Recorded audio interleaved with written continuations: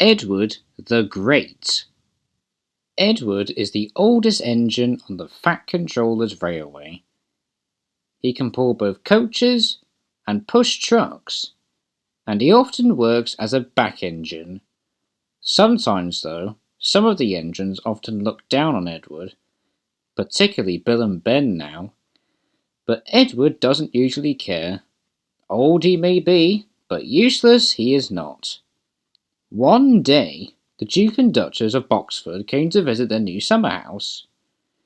They come on their own private engine called Spencer. Spencer had come to Sodor not that long ago, but only made a fool of himself, much to Gordon's amusement. When Spencer pulled into the big station, his driver had exciting news for him. "You have beaten Gordon's record," he said. "Of course," boasted Spencer. "I'm faster and finer than all the engines on Sodor put together." The Fat Controller's engines were very cross. "Spencer is just a big silver show-off," sniffed Gordon, and everyone agreed. Then the Fat Controller spoke to the engines. "Spencer will take the Duke and Duchess to their summer house. Another engine will take their furniture." The engines then saw a chance for a race. "Please, sir," they all said, "may I go?" "You all have other work to do," boomed the Fat Controller. "Edward will take their furniture." Bill and Ben groaned. "Fancy sending a back engine to do a proper engine's job," sniffed Bill. "He'll lose the race and let the whole railway down," said Ben. Gordon and James were both very cross. They had great respect for Edward. "Spencer has a bigger boiler," said Gordon, "but that just means more hot air."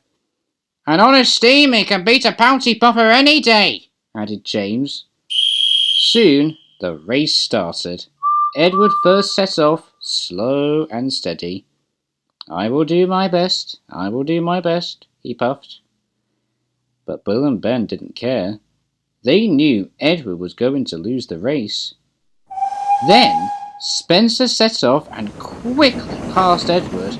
"I've won already," he boasted, and with a whoosh he was gone. Edward took his time and didn't rush. He then came to the bottom of Gordon's Hill. Donald and Douglas were close by taking on water, and they had heard about the race. "Hooray for Edward!" cheered Donald. "He's a plough great engine," added Douglas. Edward felt very happy. When he got to the top, he could see Spencer in the distance and chased him down the hill. Spencer stopped at Wellsworth Station. The Duke and Duchess wanted to buy some tea and cakes from the refreshment lady. Edward teetered into view. "Hurry, old boy," laughed Spencer. "Too much of an old slow coach, are you?" Edward just didn't care. He kept on puffing. "Hooray for Edward!" cheered the station master and the porters. They had also heard about the race. Edward puffed past and didn't stop. But then the Duke and Duchess had finished their tea, and Spencer was off in a flash and roared past Edward. "Fastest the best! Fastest the best!" he chirruped. Up ahead, Spencer had to stop, because the Duke wanted to take some photographs of the countryside. The Duke set up his camera, and Spencer closed his eyes. "Nothing to worry about," he said lazily. Bill and Ben were returning to Farquhar Quarry. They passed Spencer and knew that Edward was losing the race. "Edward is a waste of steam," huffed Bill. "He's too old for this. He should be preserved," added Ben. But when the twins passed Edward and saw how hard he was trying, they felt bad about what they had said. "Keep going, Edward," called Bill and Ben. "We both believe in you." "Thanks for the heads up," replied Edward. The Duke and Duchess had finished taking photographs and were back on board. "Time to go," said his driver, and rang the bell. But nothing happened. Spencer was dreaming of victory. He didn't hear the bell, but what he also didn't hear was Edward puffing past him. "Wake up, Spencer," called his driver. "You're now losing the race." When Spencer finally did open his eyes, he could see Edward heading towards the summer house. "Oh no!" cried Spencer, and took off as fast as he could.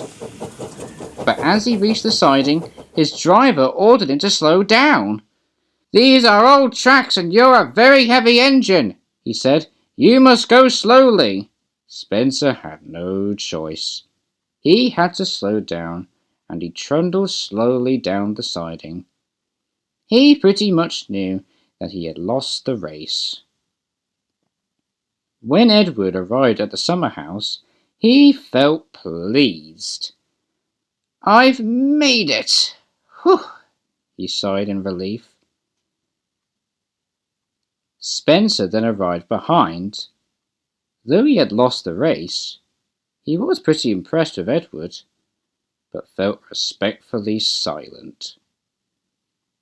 When Edward returned to his yard, Bill and Ben pulled up alongside him. "We're sorry that we ever doubted you," said Bill. "It was just because you were getting old," added Ben, "and we thought it meant you were becoming useless." "Oh, it's fine," replied Edward. "I don't usually care if someone ever looks down on me. I just ignore them." "That's understandable," said the twins. "And to be honest, if we took the furniture, we would have just ruined it." And the three engines laughed.